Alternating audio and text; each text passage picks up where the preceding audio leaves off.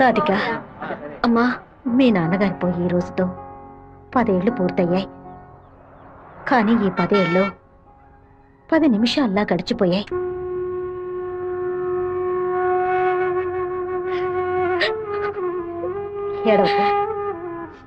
ఏడవకూడదు. ఎందుకమ్మా ఏడుస్తున్నా? నా కొడుకు చచ్చిపోయాడురా. నువ్వు నాకు మనవరాలివి కాదమ్మా, మనవడివి. గుండెల నిండా ధైర్యంతో ఉండు. మనస్సుని రాయి చేసుకుని బతకాలమ్మా.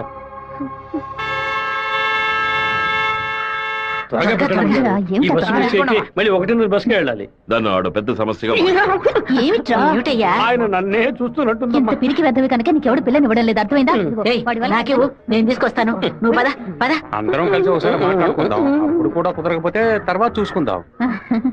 గంగా, ఏంటా నడక? పిల్లి నడుస్తుంది, కుక్క నడుస్తుంది, కొత్తగా నానాడ గురించి అడుగుతున్నారేంటి? సరే, వాడి సంగతి అలా ఉంచు. ఆ సుబ్బారావు కూడా చేపల పులుసు పట్టుకుని అటు ఇటు తిరుగుతున్నాడే, వాడి సంగతి ఏంటి అంట? చేపల పులుసా? అయ్యో, ఏవే నువ్వు పెట్టే చేపల పులుసు వాసన నాకు తెలియదా? లేదా క్యారేజీలో తీసుకెళ్లేటప్పుడు చప్పుడు రాదా? మన శివకేనండి. ఎప్పుడైనా చేపల పులుసు పెడితే బస్సులో పంపిస్తాను. కొర్రమీను తలముక్కంటే వాడికి మహా ఇష్టం. నీకు అసలు బుర్రా బుద్ధి ఉందా అంట? ఆడు బాడికి దాన్ని అక్కడ పక్కన పెట్టి బస్సు తోడుకుంటూ ఉంటాడు. మన గిట్టనోడు ఎవడైనా ఆ పులుసులో ఏదైనా కలిపితే ఏం చేస్తావు? నాయనో, ఇందులో ఎన్ని మతలపులున్నాయా? భోంచేయి బావా, భోంచేయి. ఈ మండు టెండలో ఇంతసేపు వెయిట్ చేసి కష్టపడి భోజనం తీసుకొచ్చావు కదరా, నువ్వే ముందు తినాలి. ఎంత నువ్వు నన్ను కోపంలో చావు బాదిరా. భోజనం విషయంలో మాత్రం ఇంత బోళాగా ఉంటావు అనుకోలేదు. నీ ప్రేమకు అసలు ఎలలే లేకుండా పోయాయి. నీ ప్రేమకు నేను ఎప్పుడు బానిసగా ఉంటాను రా. ఏంట్రా సత్తిగా, భోజనం బాగా రుచిగా ఉందా? అమ్మగారు చేతి వంట కదా, మరి మైకం వచ్చేలాగేమి లేదు బావా. ఈ కళ్ళు తిరగడాలు అలాంటిది ఎందుకు అలా అడుగుతున్నావు? ఏం లేదు, చాలా దూరం నుంచి భోజనం వస్తుంది కదా, మన శత్రువులు ఎవరైనా విషం గిషం కలుపుకుంటే అయిపోతాను కదా, అందుకే ముందు నీ మీద టెస్టింగ్ చేశా.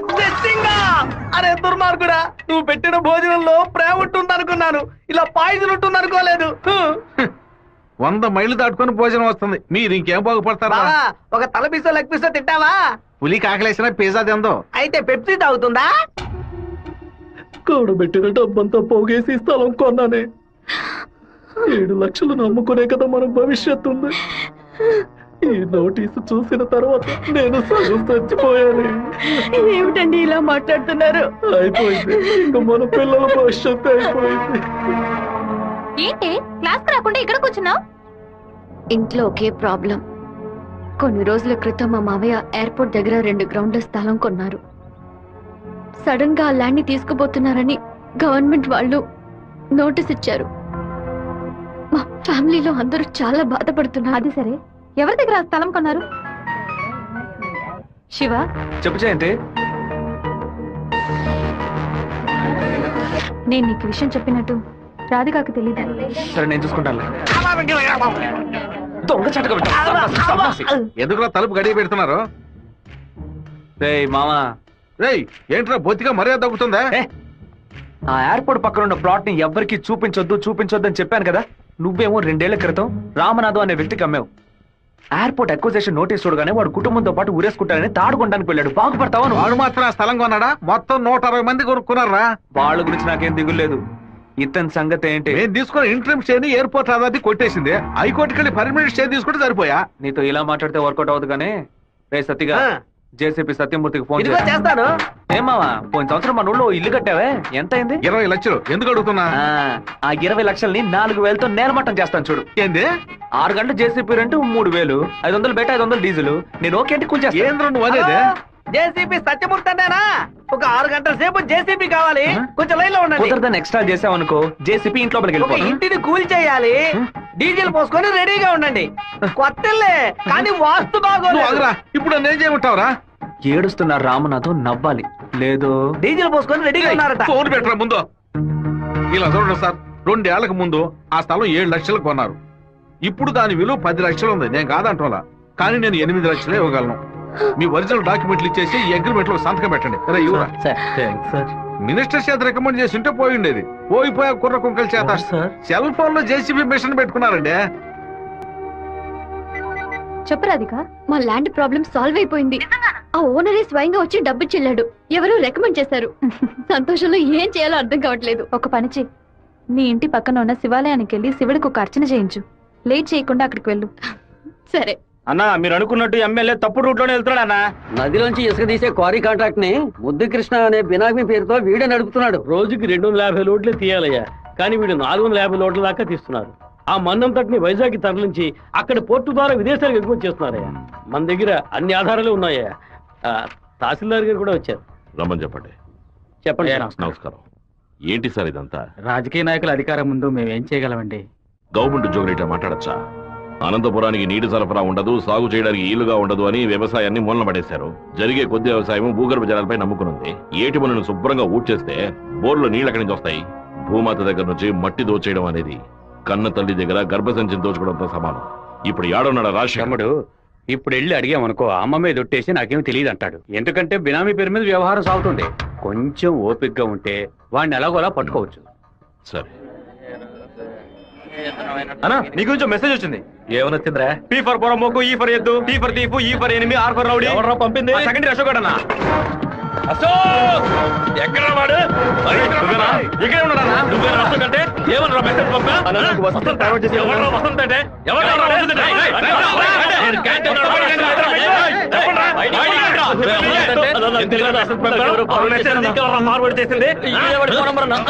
జయంతి, ఆ మెసేజ్ ని క్రియేట్ చేసింది నేనే. నిన్న క్యాంటీన్ లో పీటర్ మంజుని ర్యాగింగ్ చేశాడు కదా, ఆ కోపంలో మంజుకి మెసేజ్ పంపించాను. అది ఎవరికో ఫార్వర్డ్ చేసింది. ఇక్కడ ఉన్న వాళ్ళ ఇన్బాక్స్ లో మెసేజ్ కనుక ఉందంటే వాళ్ళ బట్టలు ఉడదీసి నడి రోడ్డులో చెప్పు జయంతి. ఆ మెసేజ్ నాకు వెంటనే ఫార్వర్డ్ చేయి. నేను దాన్ని రాధికకు పంపిస్తాను. దాన్ని డిలీట్ చేయకుండా వాడికి చూపించమని చెప్పు. ఎవడరా ఈ నంబర్? నాకేం తెలియదు. ఎవడరా నీకు పంపింది? శివ పంపించాడు. డిలీట్ చేయొద్దు. ఎవడు శివ? పంపించిందన్నా. ఉమా ఎవరా? ఉమా దీని మొబైల్ చెక్ చేయరా? పంపించింది మంజు అన్న. ఎవరు పంపారా నీకు? అసలు మెసేజ్ నీకు ఎవరు పంపారా? ఫార్వర్డ్ మెసేజ్ ఎవరో నాకు తెలీదు. 9842465567 ఎవరి నంబర్ ఇది? నాకు తెలీదు. ఎవరి నంబర్ ఇది? బాస్ నేనే బాస్. నేనే ఆ మెసేజ్ క్రియేట్ చేశాను. మీరందరూ వెళ్ళండి. వెళ్ళండి క్లాసులు వెళ్ళండి. ఉండు రా, నువ్వు వెళ్ళు.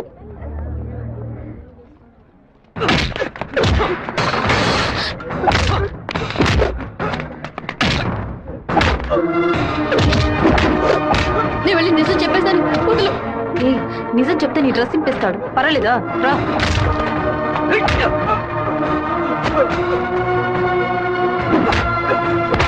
పీటర్ ఆగు ఆగు. పీటర్ నా మాట విను. అసలు ఇదెవడో తెలుసా నీకు? నువ్వేం మాట్లాడుకో, నాదే తప్పు. చెప్తున్నాను కదా, తీసుకుపోరా. ముందు ఇక్కడ రారా శివ రా. ఏరా వాడు నిన్ను కొడితే నువ్వు తిరిగి కొట్టవా? ఏమయ్యా బావా, నువ్వు చూస్తూ ఊరుకున్నావా? ఈ ఊళ్ళో ఈ బ్రతుకు బతికే బదులు మన ఊరికొచ్చి బర్రె గొడ్ల దగ్గర పేడెత్తుకొని బతుకొచ్చు కదయ్యా. రేయ్ నన్నేం చేయమంటావరా? ఇది ఎందుకు మెసేజ్ ఇచ్చాడు? ఇస్తాడయ్యా ఇస్తాడు. దాన్ని నువ్వు మేనేజ్ చేయాలి. అట్లా చేయకుండా వదిలేరా. రే పంది, నువ్వు చూస్తూ ఊరుకున్నావా? ఊరుకోరా. లేదంటారా నీకు? ఊరుకోరా. పీకానంటే వదిలేయమంటే వదిలేస్తాను అనుకున్నావా? ఏం చేయాలో నాకు తెలుసురా. అయ్యగారికి ఇప్పుడే ఫోన్ చేసి చెప్తాను. ఫోన్ లాక్కుంటే పీసీ పోలేదు అనుకున్నావా? టెలిగ్రామ్ చేస్తాను. పౌరంతో సందేశం పంపిస్తాను. విషయం బయటకు తెలిస్తే అమ్మాయికి ఏమవుతుందని భయపడి నేను మూసుకొని వచ్చాను. నువ్వేమో దగ్గరెచ్చిపోతున్నావు. చంపేస్తాను. చంపరా చంపే. నేను ఈ తిరుపతి వదిలి వెళ్లేలోపు వాడు గొంతు పిసికి చంపకపోతే నా పేరు సత్యబాబే కాదు. ఇదే నా శపథం. ఏంటి సార్ ఇది? ఆ పంతులు స్ట్రైట్ గా కమిషనర్ కే కంప్లైంట్ ఇచ్చాడు. ఏ పెడతావు సార్ వాడిని? నా మాట విని నువ్వు లొంగిపో. అప్పుడే ఈ టేబుల్ మీద ఉన్న నీ కేసు ఫైలు ఆ షెల్ఫ్ కి వెళుతుంది. వారంలో నువ్వు బెయిల్ మీద బయటికి రావచ్చు. లేకపోతే కమిషనర్ నీకు స్పాట్ పెడతాడు. సరే బొక్కలతో ఏంటన్నా? మనసు చాలా బాధగా ఉంది జయంతి. నేను నిద్రపోయే వారం రోజులైంది. నేను చేసిన తప్పుకి శివ దెబ్బలు తిన్నాడని తలుచుకుంటేనే బాధగా ఉంది. సారీ 4 సార్లు మెసేజ్ పంపించాను. వాడు రిప్లై కూడా చేయలేదు. వెంటనే పర్సనల్ గా కలిసి సారీ చెప్పాలని ఉంది. సరే, సారీ చెప్పేటప్పుడు ఒక థ్యాంక్స్ కూడా చెప్పాయి. థ్యాంక్సా? ఆ రోజు మీ ఇంట్లో ల్యాండ్ ప్రాబ్లం కి ఎవరో రికమెండ్ చేశారని చెప్పావే, అతను వేరే ఎవరో కాదు, శివాని. తన ముందుండి వాళ్ళ ఓనర్ తో మాట్లాడి డబ్బులు ఇచ్చేలా ఏర్పాటు చేశాడు.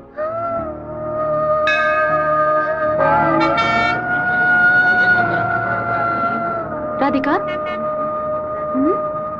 నమశివాయ నమశివాయ నమశివాయ. ఏంటి మూడోట్లో ఉన్నావు? అంతా మంచి మూడేలే. శివాకి సారీ చెప్పబోతున్నావనా? లేదు, ఓకే అని చెప్పబోతున్నాను. Hey, yes, I want to convey my love. లవ్వా? అవును. వాడి అప్రోచ్ నన్ను డిస్టర్బ్ చేసిన క్యారెక్టర్ నన్ను బాగా ఇంప్రెస్ చేసింది. వెంటనే శివతో చెప్పేయాలి. 6 months తర్వాతే శివ నిన్ను మీట్ అవుతాడని చాలా క్యాషువల్ గా చెప్పాడు. ఒకరోజు క్యాలెండర్ తీసి చూశాను. April 1st, fools day. Shiva ఎక్కడ మోసపోతాడని అనుకున్నాను. నువ్వు ఇంత త్వరగా మనసు మార్చుకుంటావని అనుకోలేదు. ఒరే శివ, పీటర్ ఈ రోజు జైలు నుంచి వస్తున్నాడట. నువ్వు ఇక్కడ నుండి వెళ్ళిపో. మీరంతా పిరికి పండాలరా. వాడు నా దగ్గరికి రాడరా, ఆ ప్రొఫెసర్ దగ్గరికి వెళ్తాడు. ఆయన ఎందుకు అనవసరంగా వాడి మీద కంప్లైంట్ ఇచ్చాడు? ఒక్కడన్నా మగాడు అనిపించుకున్నాడే. కాలేజీలోకి ఏం జరుగుతుందో చూడు. సరే. రే, నువ్వు నిజంగానే మూడోట్లో ఉన్నావా లేకపోతే మూడోట్లో ఉన్నట్టు నటిస్తున్నావా?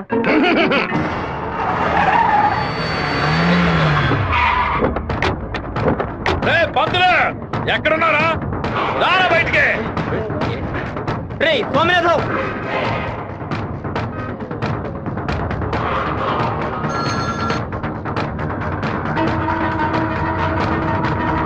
అన్నా అందులో వస్తున్నారన్నా. రే స్వామినారాయణ, నా మీద కంప్లైంట్ ఇస్తే నేను ఊరోజులు వెళ్ళిపోతాను అనుకున్నావా? ఈ కాలేజ్ ప్రిన్సిపాల్ ఏనన్నా అడగడు. ఆఫ్టర్ ఆల్ తెలుగు పంతులు నువ్వు నా మీద కంప్లైంట్ ఇస్తావా? నువ్వు బతిమలాడితే నేను వదిలేస్తాను అనుకున్నావా? నువ్వు పెద్ద స్పైవా? బ్రోకర్ పని చేస్తున్నావా? అంటే నువ్వు బ్రోకర్వా? ఏది చెప్పు. నేను ఒక బ్రోకర్ని. వద్దు బేట, వదిలే. వీడి వల్ల నేను 7 ఊసలు లెక్కెట్టాను సార్. మీరు వెళ్ళండి సార్. ఏది నువ్వు చెప్పు. నేను ఒక బ్రోకర్ని చెప్పు కదా. అయితే ఓ పని చేయి, అందరూ చూస్తుండగా బోర్డు మీద నేను ఒక బ్రోకర్ని అని రాసిరా. క్షమాపణ వేడుకుంటాను. రాయొద్దండి. పెట్టుకుంటావా? ఎందుకురా మొత్తం పోయిందే.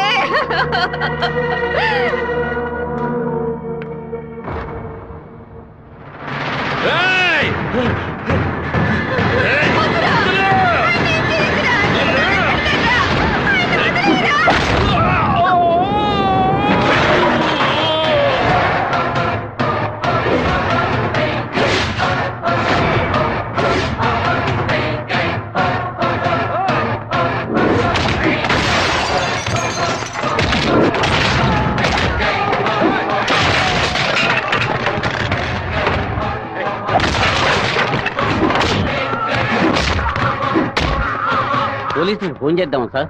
వాడిని మనం అసలు ఏమీ చేయలేకపోతున్నాం. కొట్టేవాడిని ఆపడం ఎందుకు?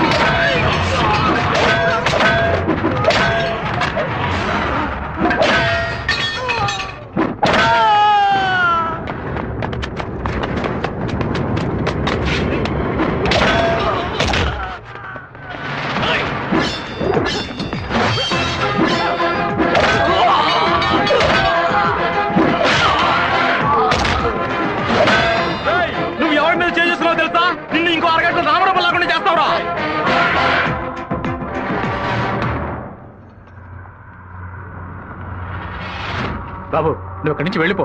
వాళ్ళు వచ్చారంటే నేను వదిలిపెట్టరు.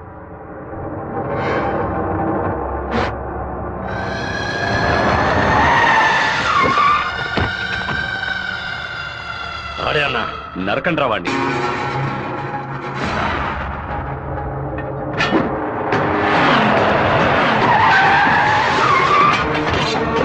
వీరభద్రం అన్న.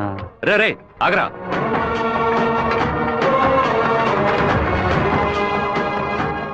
నాన్న ఏంటి నాన్న? వీరభద్రం అన్న కొడుకు. నమస్తే అన్న. తప్పు జరిగిపోయింది, తెలియకుండా తప్పు జరిగిపోయింది. ఓబ్లేసు రౌడీలతో వచ్చావేంటి? ఏంటి గొడవ? ఈ మెంట్లోడన్నా ఏదో తెలియక మీ అబ్బాయితో గొడవ పెట్టుకున్నాడు. నన్ను కూడా ఇరికించేశాడన్నా.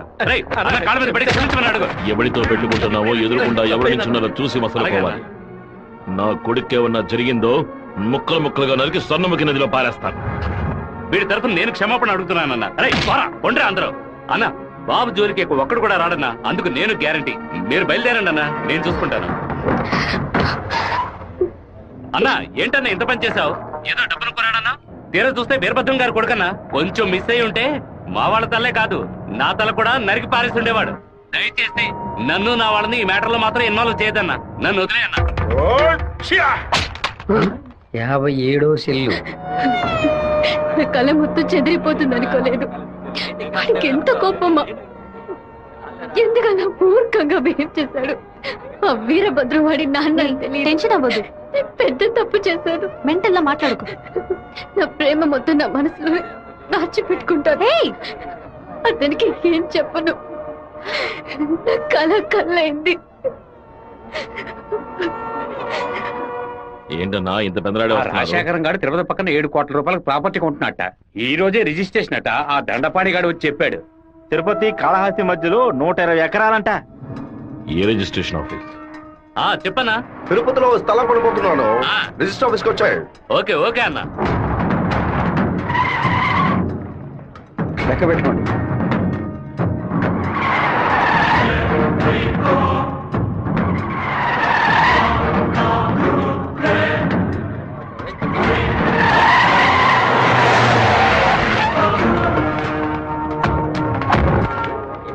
అలా ఇక్కడికి వచ్చారా? ఇక్కడ ఏం చేస్తా ఉంటావు? స్థల రిజిస్ట్రేషన్ పని మీద వచ్చాను. ఎవరు డబ్బుతో కొన్నావు?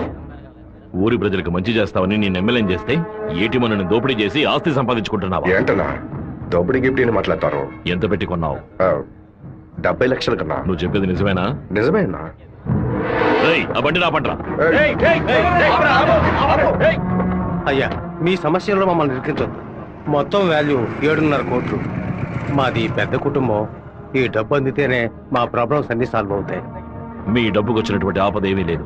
కాకపోతే ఈ సమస్య పూర్తయినంత వరకు మీరెవరు ఇక్కడి నుంచి కదలకూడదు. దీనికి ఎక్కడి నుంచి వచ్చాయి నీకు 7,30,00,000 రూపాయలు? కలపగొట్టు నుంచి వచ్చిందా, ఎరువు కొట్టు నుంచి వచ్చిందా? లేదన్నా, భార్య నగలమ్మాను.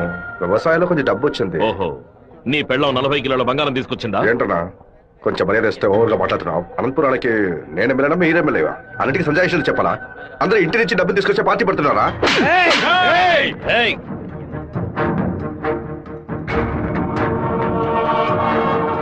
నా మాటకు విలువిచ్చి 50,000 మంది నీకు ఓట్లు వేసి నేను ఎమ్మెల్యే చేశారా? రేపు నేను వాళ్ళకి ఏం సమాధానం చెప్పాలరా? అయ్యా అన్ని రికార్డులోకి ఎక్కించేశారట. ఇక మన చేతుల్లో ఏమీ లేదా? నేనంతా వింటూనే ఉన్నాను. ఒక చిన్న ఐడియా చెప్పరా. ఇతను అక్రమంగా సంపాదించిన ఆస్తులన్నీ మన ఊరు ప్రజలకి, పంచాయతీకి రాసి చేయొచ్చు. వెంటనే అలా చేయడం కుదురుతుందా? చేయొచ్చు అన్న. దానికి స్టాంప్ డ్యూటీ తక్కువే. 10 నిమిషాల్లో డాక్యుమెంట్ రెడీ చేస్తాను. సరే చెయ్యి అన్నా. 100 రూపాయల స్టాంప్ పేపర్ తీసుకొని నేను చెప్పేది కొట్టండి. అనంతపురం జిల్లా పులివెందుల గ్రామం వెంకయ్య వీధికి చెందిన సుంకర సుందరమూర్తి గారి పెద్ద అబ్బాయి రాజశేఖరం అనబడే నేను మనస్ఫూర్తిగా రాసిచ్చినది ఏమనగా, తిరుపతి పక్కనున్న సర్వే నంబర్ 141, 142, 143 కింద వచ్చి అనంతపురం జిల్లా వాసులకి హృదయపూర్వకంగా రెడీ నాన్న. లోపలికి వెళ్ళి సంతకం పెట్టు, లేదా గవర్నమెంట్ జీబ్ లో పోయి చువ్వలు లెక్క పెట్టాలి. వెళ్ళు.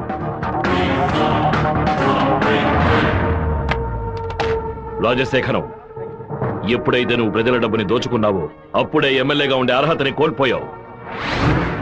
ఇంకో 15 రోజుల్లో నువ్వు నీ పదవికి రాజీనామా చెయ్యాలి. అనంతపురంలో బై ఎలక్షన్స్ రావాలి. ఇలా చూడు, నువ్వు రాజీనామా చేసినా బై ఎలక్షన్స్ వస్తాయి, నువ్వు చచ్చిపోయినా వస్తాయి. వెళ్ళు.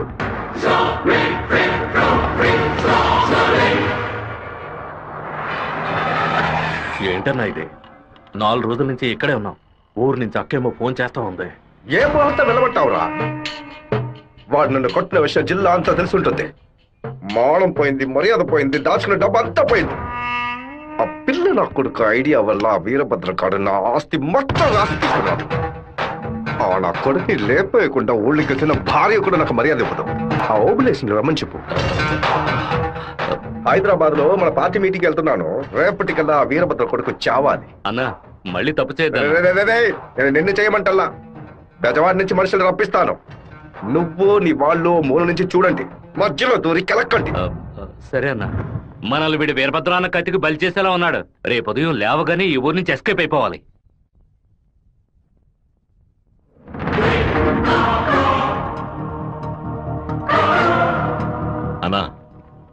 ఓప్లెస్ గారు తిరుపతి రిజిస్ట్రేషన్ ఆఫీస్కి వచ్చాడు. నన్ను చూడగానే తప్పుకున్నాడు. వాడికి మా అబ్బాయికి ఏదో గొడవ అయ్యింది. రాజశేఖరం రిజిస్ట్రేషన్ కి వాడెందుకు రావాలి? ఏదో తేడాగా ఉంది. అయ్యా చెప్పండి అయ్యా. మన శివకి ఆ పీటర్ గాడికి ఏంటి గొడవ? అయ్యా అది దాచిపెట్టకుండా నిజమేంటో చెప్పు.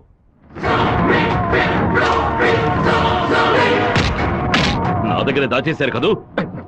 కావాలని గొడవ పెట్టుకున్నాడు. ఇందులో ఏదో మతలబు ఉంది. టీ మొహాన్న పోసిన ఆ నిమిషంలోనే వాడి చేతి నరికి పారేసి ఉండాలి. గొడవలేం పెట్టుకోవద్దని మనమే కదే చెప్పండి. అవును, నేను ఒక బుద్ధి లేని మనిషిని. నా మాట గౌరవ ఇచ్చే నా కొడుకు ఊరికే ఉన్నాడు. రండి ఆ ఓబ్లేస్ గారిని కలిసొద్దాం. ఏంటన్నా సడన్ గా ఈ ట్రిప్ ఏంది? రే డోంగ్రే, కొడుకు ఏదైతే అప్పకి ఎక్కడో మండుద్రా. అందుకే మనం అసలు ఈ ఊళ్ళో లేవు. చూసావా అతను లైన్ లోకి వచ్చేసాడు. అన్నా చెప్పన్నా. ఓబ్లేస్ ఎక్కడున్నావు? వైజాగ్ లో ఉన్నా అన్న. ఏదైనా పరిపడిందన్నా? నేను ఇప్పుడు ఫోన్ కట్ చేస్తాను. నువ్వు అక్కడ ఉన్న ల్యాండ్ లైన్ నుంచి నాకు ఫోన్ చెయ్యి. ఎందుకన్నా? నువ్వు వైజాగ్ లోనే ఉన్నావా లేదా అని తెలియద్దు. ఇప్పుడే అన్న రేణు కూడా దాటి పెడుతున్నాను. ఎందుకు అబద్ధం చెప్పావు? దొరికిపోయావు. నాకు దీనికి ఏ సంబంధం లేదన్నా. ఆ రాజశేఖరమే బెదవాడి నుంచి బందర్ నుంచి మనుషులు రప్పించి బాబు నిజాలని చూస్తున్నాడు. ఏమన్నావురా? ఈ విషయం మీకు తెలీదా? నా కొడుకు ఒంటి మీద చిన్న గీత పడినా సరే తిరుపతిలో ఉన్న రౌడీలందరినీ ముక్కలు ముక్కలుగా నరికి పారేస్తానా? రారా తిరుపతికి.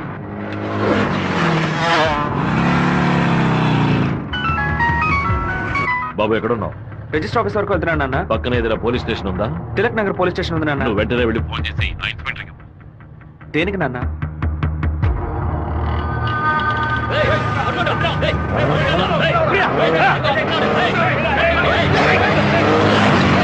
మాధవరావు ఎక్కడున్నావు? విషయం ఏంది బావా?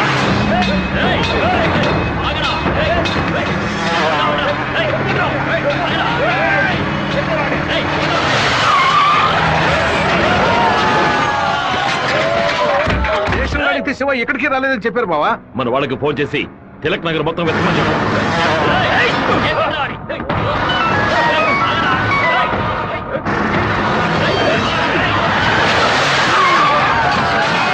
చెప్పండి అన్న. తిరుపతిలో మీ వాళ్ళకి ఫోన్ చేసి అన్ని చోట్ల వెతకమని చెప్పు. పీటర్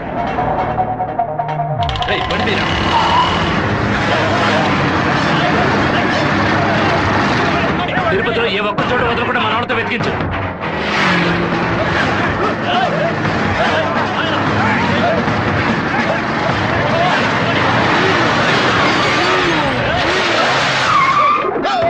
వాడికి ఏదైనా అయితే మనల్ని వేసేస్తారు. నేను ఆ కొండపైకి వెళ్ళి చూస్తాను. మీకు ఏదైనా తెలిస్తే నాకు ఫోన్ చేయండి. అలాగేనా?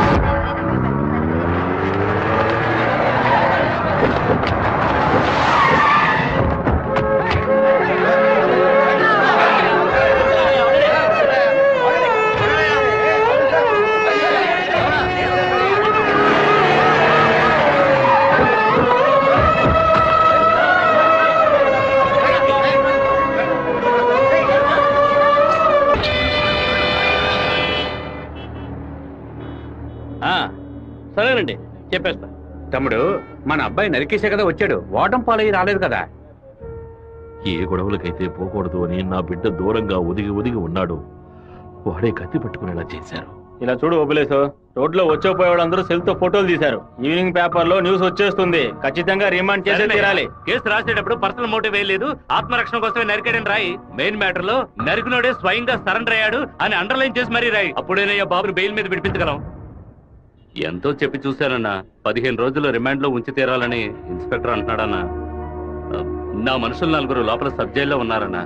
బాబుని జాగ్రత్తగా చూసుకుంటారు. అన్నీ నాకు తెలియకుండా దాచిపెట్టేశాను. రాజకీయ నాయకులను నమ్ముకునే మేము పొట్ట కడుపుకుంటున్నాం. నన్ను ఏం చేయమంటావన్నా?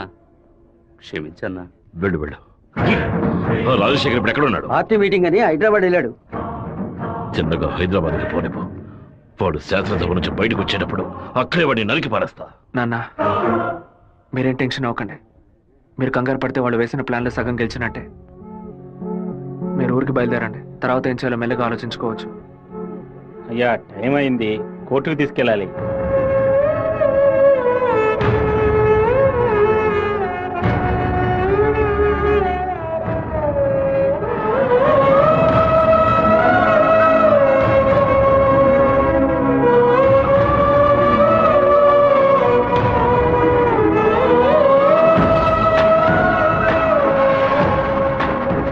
నా బిడ్డ ఎక్కడా?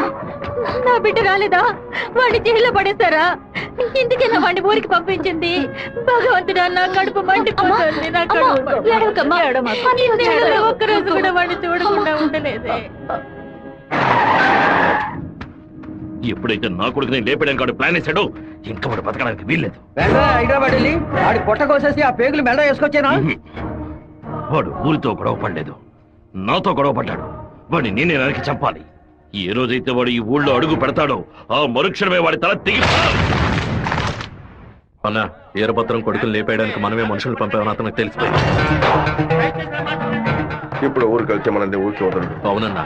ఇక్కడ మంత్రి వరదరాజుల ప్రాబ్లం పెద్దదిగా ఉంది. సరే, ముందు నువ్వు హోటల్ రూమ్ ని ఖాళీ చేసి అలాగే ఎమ్మెల్యే హాస్పిటల్. అలాగే అలాగేనా?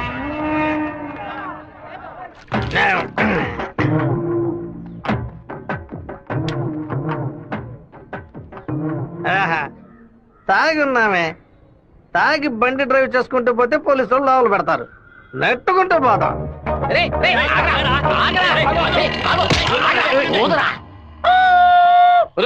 సరిగ్గా ఊదరా. ఇదిగో ఊదుతున్నానయ్యా.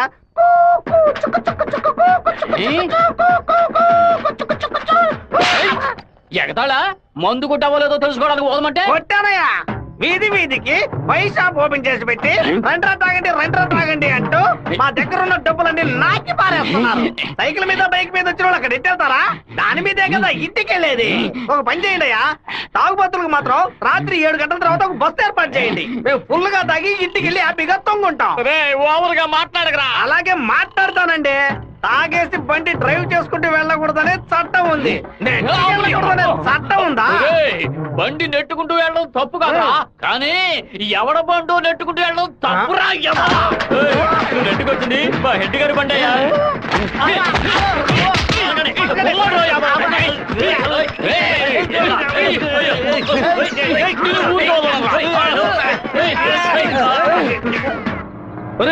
బాబు వచ్చేసాడు. అమ్మగారు చెప్పండి.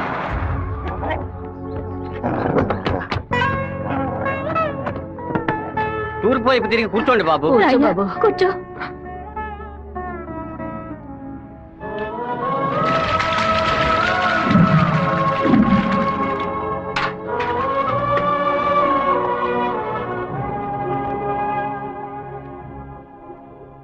అమ్మా, ఎందుకు ఇలా డల్ గా ఉన్నారు? నేను రావడం మీకు ఇష్టం లేదా ఏంటి? నువ్వు వచ్చిన సంతోషంలోనే అమ్మకి నోట మాట రావడం లేదన్నయ్య. నీకు నా మీద అంత ప్రేమ అమ్మా? ఏంట్రా గబుక్కుని అలా అడిగేసావు? మరేంటమ్మా, ఇన్ని నీళ్లు నా తల మీద పోసావే, తుడుచుకోవడానికి తుండుకుంటేనే ఇచ్చావా? ఇంకేం తక్కువ లేదు. ఉండు, తలదుడుస్తాను. లక్ష్మి, లోపలికి వెళ్ళి అటెండెన్స్ చేసి గిఫ్ట్ ఇచ్చేసి వెంటనే వచ్చేయాలి. మరైతే నువ్వు రావా? నీ ఫ్రెండ్ పెళ్లికి నన్ను చేంజ్ చేయమంటావు? నేను ఒంటరిగా వెళ్ళానని నాన్నకి తెలిసిందో నేను చెదకబాతారు. రా అన్నయ్య. అమ్మ వాళ్ళు రాలేదా? నువ్వు ఎప్పుడు ఊరెళ్తున్నావే? ఇంకా 2 రోజుల్లో సెమిస్టర్ ఎగ్జామ్స్ మొదలవుతాయి. రేపు ఉదయమే నేను తిరుపతికి బయలుదేరుతాను. రండి బాబు. కూర్చోండి కూర్చోండి. అన్నయ్య, ఆ ఎల్లో ఓణి అమ్మాయి ఎలా ఉంది? చండాలంగా ఉంది. మ్యాటర్ ఏంటి? ఆ బ్లూ ఓణి నీకేమైనా పిచ్చి పట్టిందా? అది కాదు, ఇక్కడున్న అమ్మాయిలందరూ మన క్యాస్ట్ వాళ్లే తెలుసా? వీళ్లలో ఒక్కనే నువ్వు సెలెక్ట్ చేసుకున్నావు అనుకో, నేను అది వెళ్ళి అమ్మ చెవిలో ఊదుతాను, అమ్మ నాన్న చెవిలో ఊదుతుంది, ఆ తర్వాత నీ పెళ్లిలో నా దస్వర ఊదుతారు. ఎందుకంత కక్ష? 25 వయసులో పెళ్లి చేసుకుంటే అది సూసైడ్, 28లో చేసుకుంటే అది అటెంప్ట్ మర్డర్, 30లో చేసుకుంటే అది మర్డర్, 24 ఏట చేసుకుంటే బావిలో దూకినట్టు, 23 విషం తాగినట్టు, 22 ఊరేసుకున్నట్టు. మరి ప్రేమించి పెళ్లి చేసుకుంటే స్వర్గం, హౌస్ అరెస్ట్, జీవిత ఖైదు. అనయ్య, టీవీలో అమ్మాయిని చూడు, చాలా అందంగా ఉంది. అయ్యో ఒకసారి చూడు. ఏంటా జరుగు? తను నచ్చిందా? చాలా అందంగా లక్షణంగా ఉంది కదూ. తను ఎవరో ఏమిటో నేను కనుక్కొని నీ చేత ఆత్మహత్య చేయించరా? వచ్చే ఏప్రిల్ 1 వరకు ఓపికగా ఉండు, మరుసటి రోజు చెప్తాను. ఏమిటనయ్యా, లవ్ లో పడ్డావా? ఒక అమ్మాయి అంగీకారం కోసం 6 నెలలుగా వెయిట్ చేస్తున్నాను. తనేం చెప్తుందో తెలియట్లేదు. నిన్ను తన గుండెల్లోనా పెట్టుకున్న కుర్రాడమ్మా, అయ్యయ్యో వాడి మనసు గిల్లొద్దే. 3 నెలలు 6 నెలలు కాచుకున్న పిల్లాడమ్మా, నువ్వింకా వాడి మనసు చంపొద్దే.